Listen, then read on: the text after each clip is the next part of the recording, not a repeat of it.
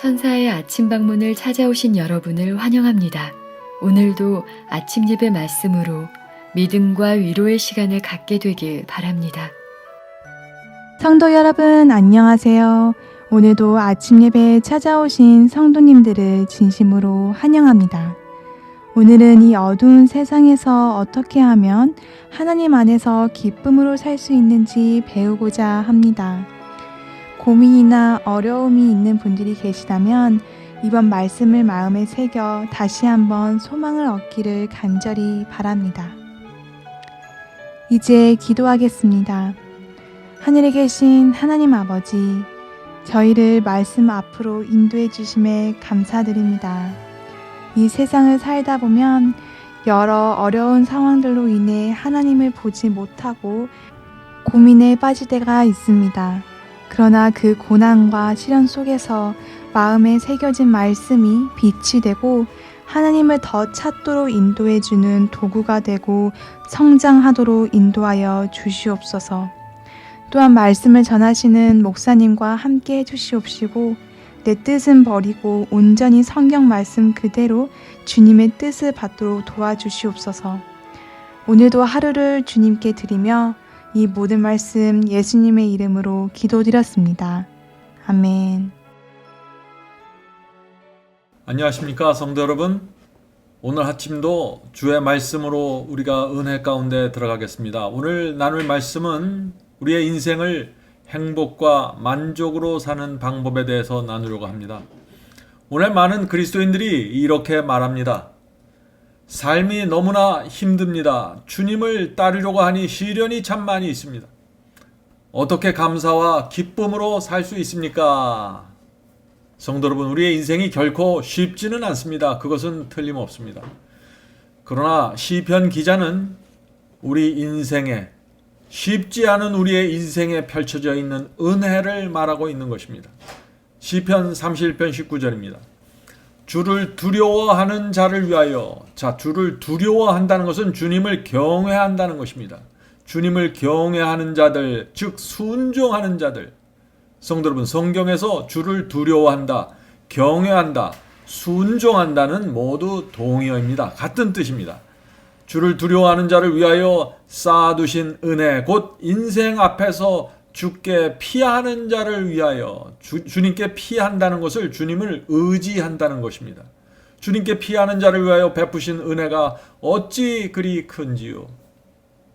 자, 성도 여러분, 여기서 어떤 사람이 주께서 베푸신 은혜가 어찌 그리 큰지요 라고 고백을 한다고 했습니까? 주님을 경외하는 성도입니다. 순종하는 성도, 주님을 의지하는 성도입니다. 성도 여러분, 인생은 험난합니다. 그러나 주님을 의지하고 순종하는 성도들에게 하나님의 은혜가 펼쳐져 있는 것입니다. 그래서 그 은혜 가운데 들어가는 사람들이 만족과 행복을 맛보면서 이 세상의 삶을 살게 되는 것입니다. 자, 오늘 우리가 그 방법에 대해서 실제적인 방법을 살펴보도록 하겠습니다.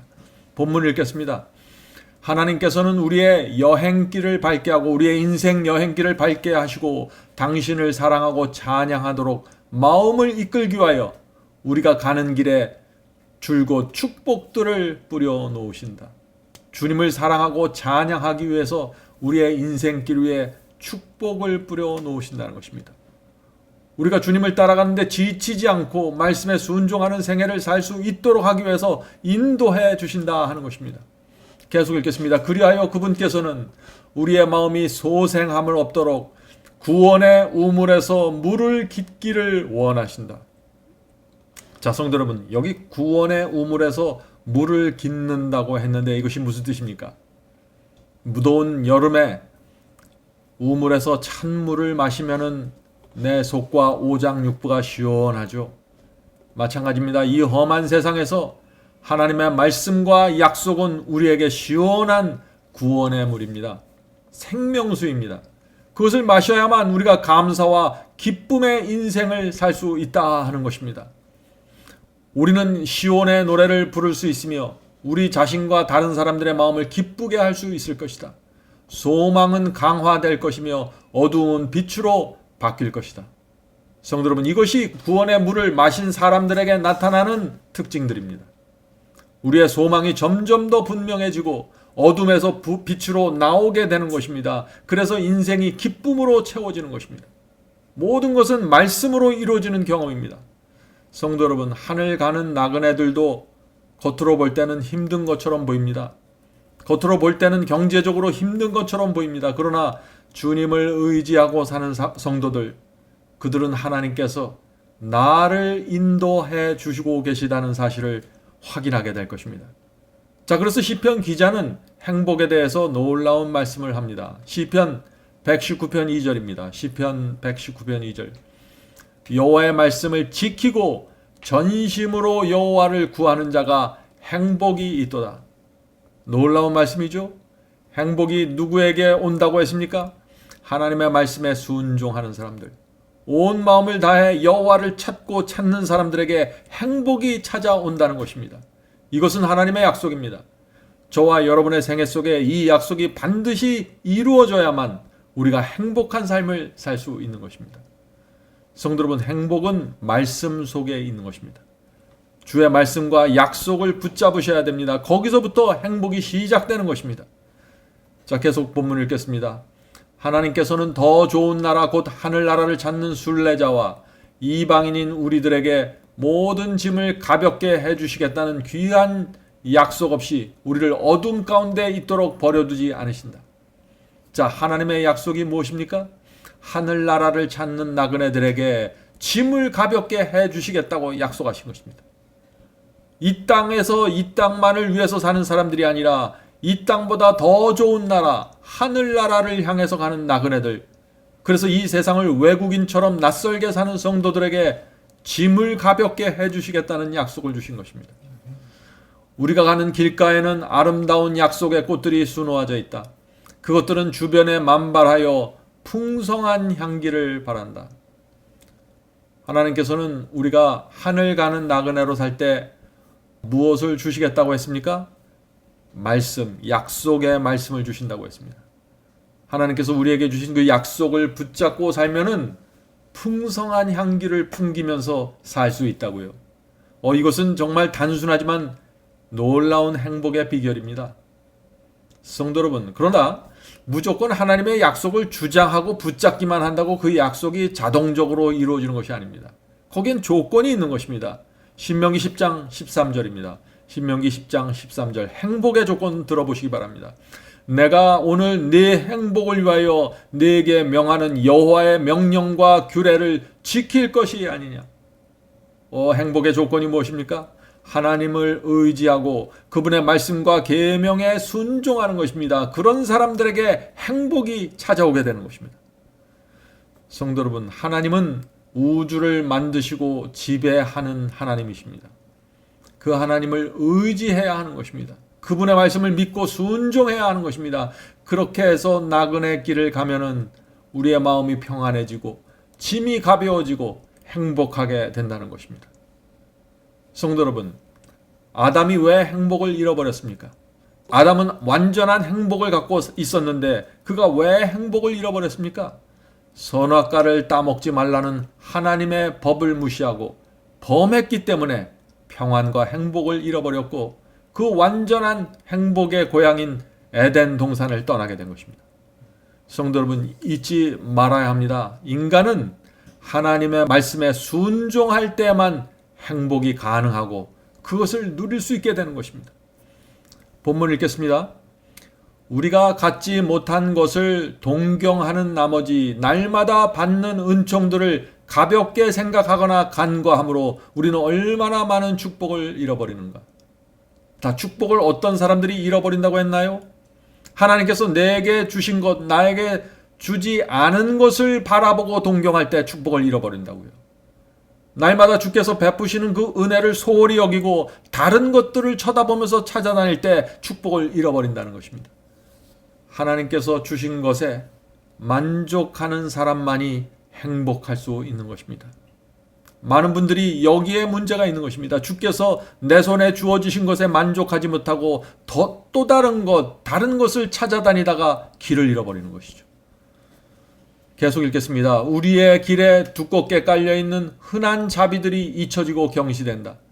우리는 전연계 가운데 있는 하나님의 단순한 사물들로부터 교훈을 얻을 수 있다.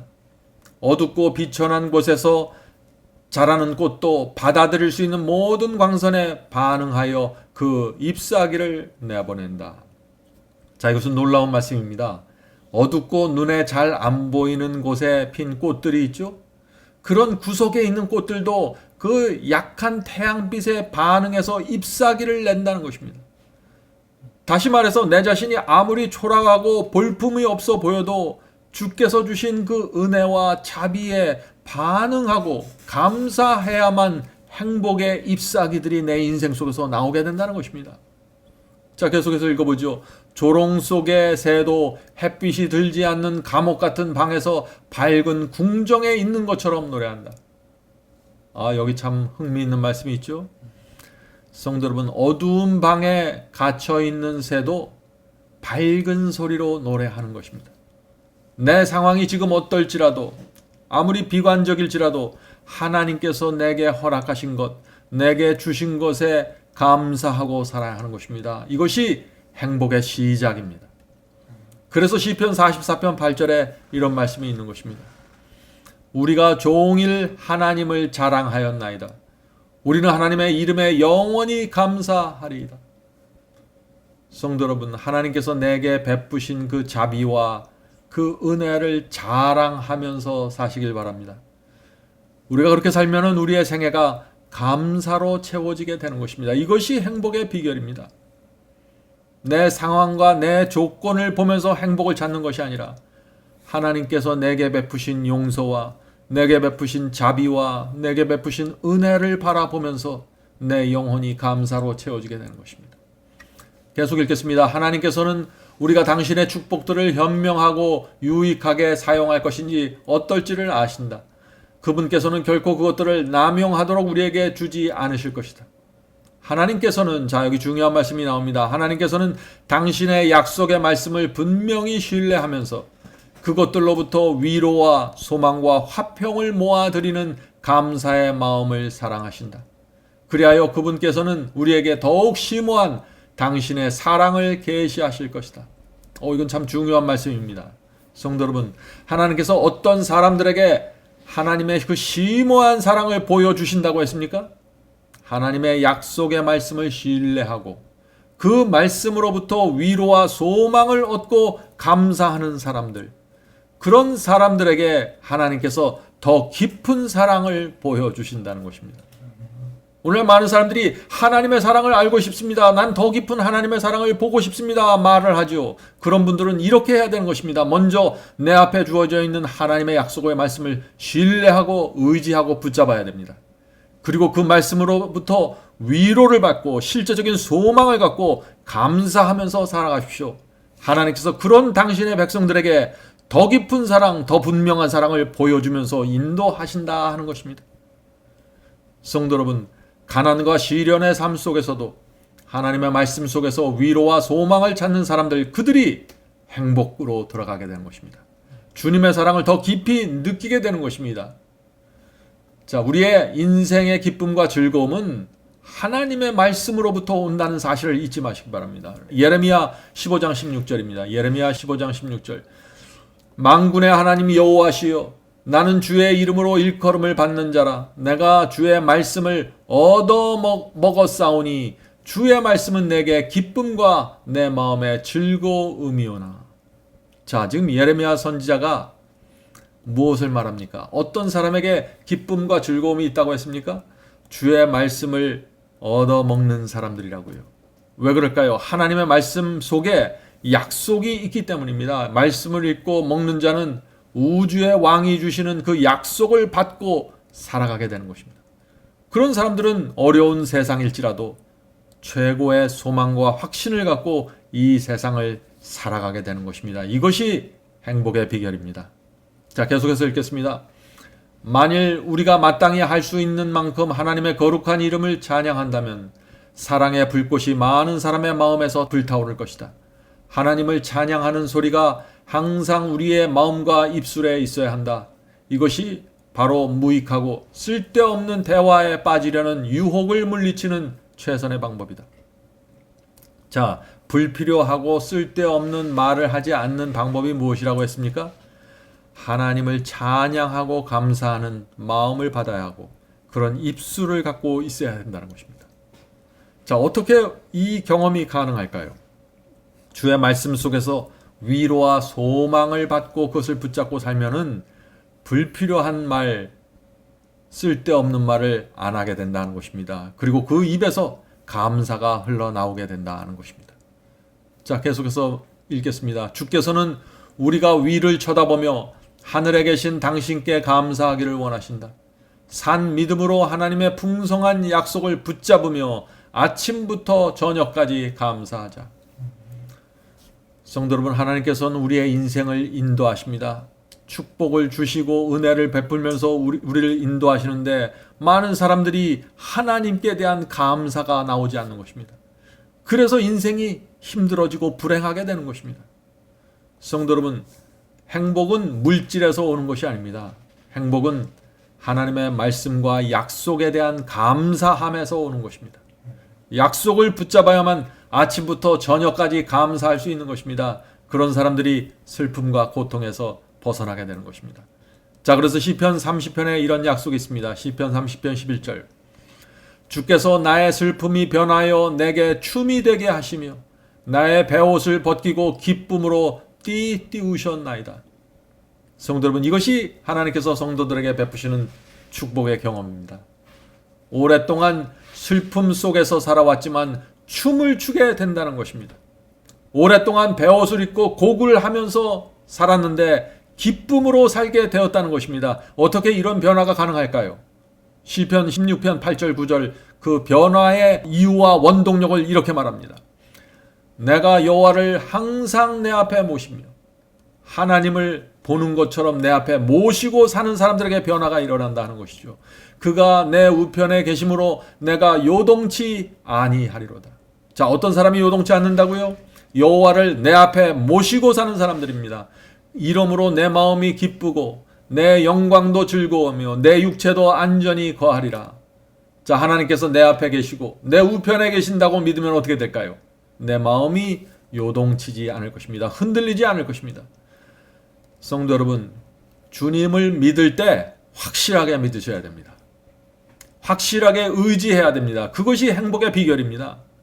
우리는 하나님의 말씀과 약속을 붙잡고 전진해야 합니다. 하나님께서 나에게 베푸신 자비와 은혜를 기억하면서 살아야 합니다. 하나님께서 나에게 주신 축복을 기억하면서 살아야 합니다. 주께서 나에게 주신 것, 내 손에 쥐어주신 것에 만족해야 하는 것입니다. 그렇게 하면은 시련 속에서도 영혼의 평안을 누릴 것이고 슬픔이 변하여 춤이 되고 베옷이 벗겨지고 기쁨이 될 것입니다.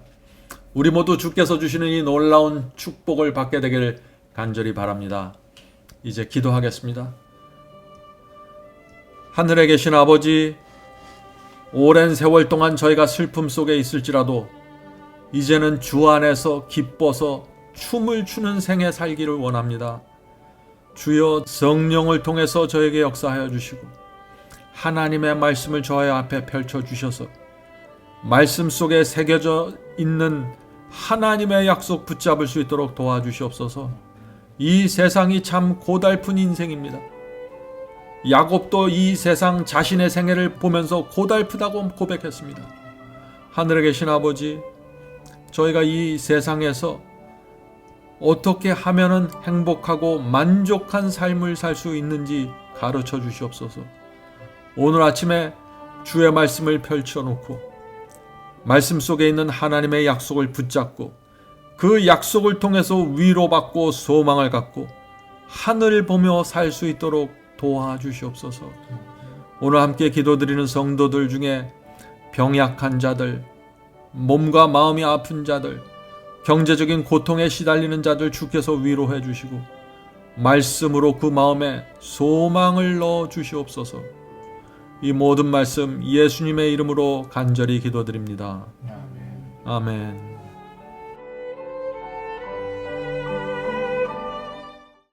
성도 여러분, 마지막 사명에서는 아침 예배 채널을 유튜브에서 별도로 운영하고 있습니다. 아침 예배 채널에서는 매일 새벽 4시에 예배 영상이 올려지고 있으며 특별히 아침 9시에 생방송 예배가 진행됩니다. 아침 9시 생방송 예배가 아침 예배 채널의 독특한 특징입니다. 원하시는 분들은 유튜브에서 아침 예배 채널을 별도로 구독 신청하여 주시면 저희와 함께 생방송으로 아침마다 예배 드릴 수 있습니다. 매일 아침마다 하나님의 말씀으로 저희 모두가 주 앞에 나와 예배 드리는 신앙으로 함께 나가게 되길 간절히 바랍니다. 감사합니다.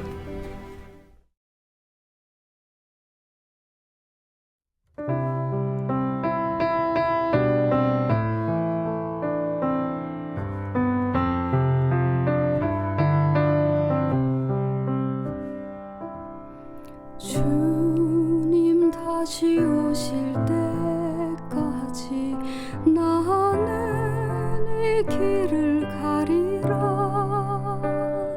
좁은 문 좁은 길 나의 십자가 지고 나의 가는 이 길 끝에서 나는 주님을 보리라. 영광의 내 주님 나를 맞아주시리.